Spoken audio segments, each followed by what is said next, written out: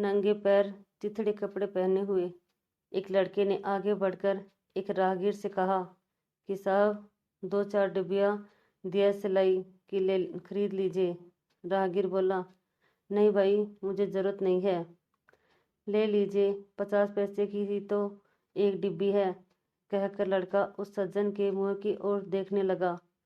थोड़ी देर में वह फिर बोला कि अच्छा, एक ही डिब्बी ले लीजिए। किसी तरह उससे पीछा छुड़ाने के लिए राहगीर ने एक डिब्बी ले ली, पर जेब में जब देखा कि खुले पैसे नहीं हैं तो वापस कर दी और कहा कि तुमसे कल ज़रूर खरीद लूँगा, क्योंकि मेरे पास खुले पैसे नहीं हैं। लड़का नम्रतापूर्वक बोला कि आज ही ले लीजिए, मैं पैसे खुले करवा के ला देता हूँ।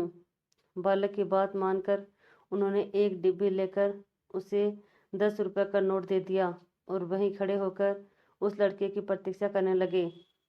जब थोड़ी देर हो गई और लड़का नहीं लौटा, तब उन्होंने सोचा कि शायद अब वह नहीं लौटेगा, अतः वह अपने घर चले गए। जब शाम हो गई तब नौकर ने खबर दी कि एक लड़का उनसे मिलने आया है। उन्होंने उत्सुकता से बालक को अंदर बुलाया। वह देखते ही समझ गए कि यह उस दिया सिलाई वाले लड़के का भाई है।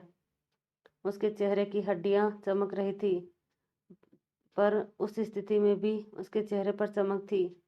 थोड़ी देर चुप रहने के बाद वह लड़का बोला, क्या आपने ही मेरे भाई से दिया सिलाई की डिब्बी खरीदी थी? साहब, हाँ, खरीदी थी।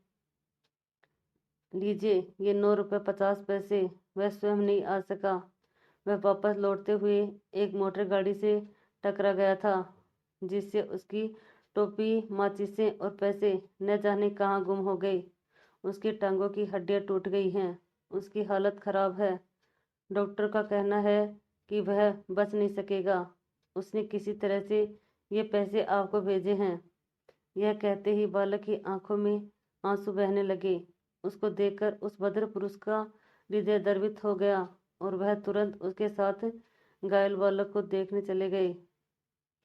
आकर क्या देखते हैं कि वह निस्सहाय बालक एक बूढ़े शराबी के घर में रहता है। वह घास के ढेर पर लेटा हुआ है। वह उन्हें देखकर ही पहचान गया और लेटे हुए बोला कि साहब, मैंने पैसे तो तुड़वा लिए थे, लेकिन लौटकर मैं आ ही रहा था कि कार से टकराकर गिर गया और मेरी दोनों टांगें टूट गई।